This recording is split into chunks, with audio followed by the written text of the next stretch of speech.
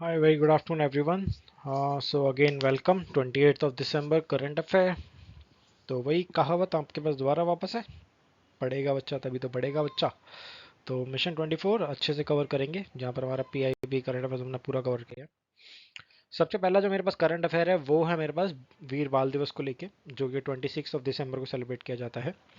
और रिसेंटली 2022 से ही इसे बेसिकली ऑफिशियली डेजिग्नेट किया गया है कि इस दिन हम वीर बाल दिवस को सेलिब्रेट करेंगे by the government of India के थ्रू। अब किस लिए किया जाता है? तीन लोगों की शहादत को लेके किया जाता है, जिसमें गुरु गोविंद सिंह के दो बेटे और उनकी दादी हैं, यानी गुरु गोविंद सिंह जी की माँ। तो उसमें साहिबजादा जोरावर सिंह, साहिबजादा फतेह सिंह और माता गुजरी, ये तीन लोग थे। बैकग्राउंड क्या है? 1704 के अंदर बैटल ऑफ चमकौर हुई थी, जिसमें मुगल्स ने आनंदपुर साहिब के ऊपर अटैक कर दिया था। और लोग अब अटैक करने के बाद में यहाँ पर गुरु गोविंद सिंह जी के जो बड़े साहिबजादे थे, तो उनकी इसमें मृत्यु हो जाती है। और जो छोटे बेटे थे और प्लस जो उनकी दादी थी, उनको मुगल्स लेके आ जाते हैं। और उनको लेके आने के बाद उनको ऑफर करते हैं कि आप इस्लाम कबूल कर लो, हम आपको छोड़ देंगे। बट दे रिफ्यूज, वो मना कर देते हैं कि नहीं, हम ऐसा नहीं कर सकते। देन उसके बाद उनको मार दिया जाता है ईंटों से। ओके, टक टक टक, फेंक फेंक के। सो दिस वाज, अब उनके साथ में ये सब हुआ, इस वजह से उनके बलिदान को याद किया जाता है। नाउ अबाउट गुरु गोविंद सिंह जी के बारे में, ईच एंड एवरीवन नोस, ये 10वें गुरु रहे हैं सिख धर्म के, और फाइनल ह्यूमन सिख गुरु रहे हैं। ये एक अच्छे वॉरियर भी थे, एक अच्छे पोइट भी थे, एक अच्छे फिलोसफर भी थे। एंड इन्होंने सिख स्क्रिप्चर को लेके और फिलोसफी को लेके अपना अच्छा खासा कंट्रीब्यूशन दिया है। इनको, he is best known for creating Khalsa, the military of brotherhood of Sikh. तो ध्यान रखिएगा, खालसा जिस पंथ की जो इन्होंने बेसिकली जो एक्चुअल में जो शुरुआत करी, वो इन्होंने ही करी थी। ओके, एंड इन्होंने जो भाईचारा जो सिक्स में है, वो इन्हीं की वजह से है। जो नेक्स्ट मेरे पास जो कंटेक्स्ट है वो है मेरे पास आइनोस्फेयर्स को लेके। Scientist from the Indian Institute of geomagnetism have conducted decade long ionosphere observation at Bharati station, जो कि अंटार्कटिका के अंदर है। भारती हमारा एक स्टेशन है, रिसर्च स्टेशन है, जो कि अंटार्कटिका में, वहाँ पर की है। Revealing significant seasonal variation ionospheric density. तो आइनोस्फेयर के अंदर जो हमारे सीजनल जो वेरिएशंस है, उसके ऊपर इन्होंने रिसर्च बेसिकली कंडक्ट करी थी। अब हुआ क्या है, अब इन्होंने 24 आवर्स के अंदर जो सनलाइट वाला जो समर का था, और इसके अलावा जो आपका विंटर है, उसके ऊपर इन्होंने देखा है कि जो 24 आवर्स के अंदर जो sunlight in summer and complete darkness in winter, यानी कि समर के टाइम पे अच्छा खासा बिल्कुल सही रहता है, लेकिन विंटर के टाइम पे पूरी की darkness, day night ionospheric density variation वर ऑब्जर्व। इन्होंने उसको काम किया। अब रिसर्चर्स ने क्या फाउंड किया? आइनोस्फेरिक जो piece density near local noon during the winter months, attributing the particle precipitation and transportation of convectional plasma high altitudes, यानी कि वही इसी तरीके से precipitation ज़्यादा होता है विंटर सीजन के अंदर और हाई एल्टीट्यूड्स के ऊपर।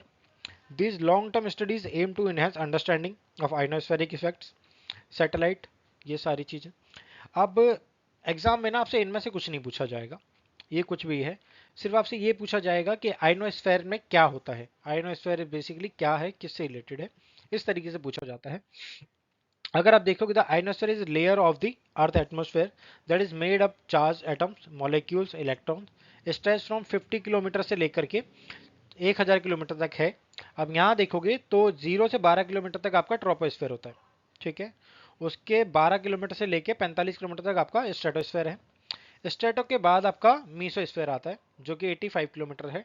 85 किलोमीटर के बाद में आपका 300 किलोमीटर तक आपके पास थर्मोस्फेयर आता है। 300 के बाद आपका एक्सोस्फेयर आ जाता है। 600 के बाद आपका एक्सोस्फेयर हो जाता है। सो दिस इज, और इस पूरे को लेके यहाँ से लेकर के 50 किलोमीटर की जो यहाँ से रेंज चालू हो जाती है, इसको आइनोस्फेयर कहा जाता है, ठीक है। तो ये समझने की चीजें हैं। इनमें कौन कौन से वेदर कंडीशनल चेंज होते हैं, ये मैं आपको इन्वायरमेंट और जियोग्राफी की सीरीज के अंदर ही बताऊंगा instead of now. Angola leaves OPEC. अब अंगोला ने क्या किया, जो ओपेक जो ऑर्गेनाइजेशन है उसको छोड़ दिया है। अब ओपेक क्या है? इट्स सेट बाय एक ऑयल प्रोड्यूसिंग कंट्रीज का ग्रुप है, बेसिकली एक कार्टल है ओपेक। अब अंगोला ने क्यों छोड़ा है? OPEC no longer service interest following a dispute over output quota, Angola exit joining Ecuador, Qatar has form a member. अब इक्वाडोर, कतर ऑलरेडी छोड़ चुके हैं। OPEC market shares which has been decreasing due to production cuts rising. अब कहने का मतलब क्या है? देखो, अंगोला ने छोड़ दिया है, इक्वाडोर एंड कतर पहले ही छोड़ चुके हैं। समझने की चीज क्या है, ओपेक है क्या? ओपेक एक कार्टेल है, मान के चलो। इनको लगता है कि ऑयल का जो प्रोडक्शन है बहुत ज़्यादा हो चुका है, और प्रोडक्शन ज़्यादा होने की वजह से जो मार्केट के अंदर जो ऑयल का प्राइस है वो बहुत ज़्यादा कम हो चुका है अब, क्योंकि मार्केट के अंदर प्रोडक्शन ज़्यादा है। प्रोडक्शन ज़्यादा होगा तो सस्ते में जाएगी। तो ये कंट्रीज क्या करती हैं, कार्टेल बनाती हैं और प्रोडक्शन रोक लेती हैं। और प्रोडक्शन रोक लेंगी तो मार्केट के अंदर ऑयल नहीं होगा। जब ऑयल नहीं होगा तो इसे महंगे दामों पे बेचने के लिए इनका अच्छा खासा कार्टेल चलता रहेगा। So this is basically OPEC does. अब ओपेक को कब बनाया गया था? 1960 के अंदर बगदाद कॉन्फ्रेंस में, बगदाद कॉन्फ्रेंस के टाइम पे हुआ, बनाया गया था, जो कि ईरान में। उस टाइम पर Iran, Iraq, Kuwait, Saudi Arabia and Venezuela साथ में थे। इंटर गवर्नमेंटल ऑर्गेनाइजेशन है विद द की members including Algeria, Equatorial Guinea, Gabon, Libya, Nigeria, Republic of Congo, United Arab Emirates यानी कि यूएई। ऑर्गेनाइजेशन का जो प्राइमरी है पेट्रोलियम पॉलिसीज को लेके, एंड हेडक्वार्टर इसका वियना ऑस्ट्रेलिया के अंदर है। ऑस्ट्रेलिया नहीं है, ऑस्ट्रेलिया है, जो कि यूरोप के अंदर। OPEC hold significant global influence possessing 80% of world total crude oil. इसको फोकस करता है, मैंने आपको बताया। OPEC plus represents approximately 40% of world production oil का देखता है। और ये सारी चीज़ें हैं, तो ये ध्यान रखिएगा। वेस्ट, अब ये WTI, इसको आप ध्यान रखिएगा। West ex intermediate being another major benchmark है इनका। तो ये सारी चीज़ें चलती रहती हैं। 60 कंट्रीज आपको याद रखने की जरूरत नहीं है, बट ध्यान रखिएगा 1960 में बगदाद कॉन्फ्रेंस में बनाया गया था। उसके बाद इसका जो इंटर गवर्नमेंटल ऑर्गेनाइजेशन है, एंड इसका जो हेडक्वार्टर है वो आपका वियना ऑस्ट्रेलिया के अंदर है। ऑस्ट्रेलिया नहीं, ऑस्ट्रिया। ओके। अंगोला कहाँ पर है? अंगोला आप ये देख लीजिए ऊपर कौन कौन सी कंट्रीज गिरा हुआ है। यहाँ पर DMC है, यहाँ पर जम्बिया है, या नमीबिया है, और ये आपका अंगोला आ जाता है। इन कंट्रियों से घिरा हुआ है। तो यहाँ पर ये देखते हैं, ये अटलांटिक सी है, यहाँ आपका इंडियन ओशन है। ठीक है, ये आपके लिए देखना जरूरी है। और इसका जो कैपिटल है वो आपका लुआंडा है, ये देख लीजिए। यूपीआई टैप एंड पे। टैप एंड पे क्या होता है ये समझ लो। 4 सेंटीमीटर के दायरे में आपके पास ये फोन है। इस फोन को आप बिल्कुल पास में लेके आ जाओगे इस तरीके से, और तुरंत ही आपका पेमेंट हो जाएगा। This is basically tap and पे। ओके। अब NPCI has initiated the deployment of UPI tap and pay across digital payment providers. Tap and pay feature is currently live on भीम UPI and the Paytm. Paytm पे कई लोगों ने use किया होगा। अब near field communication, NFC is short range wireless technology allows two devices communicate within the 4 centimeter each other. NFC use magnetic field induction to enable communication. तो वही एक मैग्नेटिक फील्ड की तरह यूज होता है, और बिल्कुल 4 सेंटीमीटर का दायरा होता है, आप पेमेंट कर सकते हो। अब अभी जो हमारे पास है वो T&0 इंस्टेंट सेटलमेंट साइकिल क्या है, ये समझ लो। तो सेबी का है। अब एग्जाम में कैसे पूछा जाएगा ये समझने की जरूरत है। Recently T&O was seen in the news what which is related with that. So this kind of इस तरीके से पूछा जाता है। तो ये बेसिकली पेमेंट क्लियरिंग सिस्टम्स है जो कि आपको सेम डे के अंदर क्लियर करने की कोशिश करता है। सो दिस इज एक्चुअली, ज़्यादा नॉलेज लेने की जरूरत नहीं है, just ignore it. Just T&O instant settlement cycle क्या है ये समझो। अब सेबी ने पर्पस किया है, पहले इसकी जगह क्या चलता था, वो चलता था T+1 settlement cycle. A proposal और part of SBI effort to keep pace and market changes, enhance investor protection and make the securities market more efficient. This is okay. Measure applicable in T1 settlement cycle with the apply of T0. Okay. अब same यहाँ अगर आप देखना चाहो, the an optional T+O settlement cycle is propose allowing settlement funds securities on the same day by 4:30 trader trades until 1:30 PM.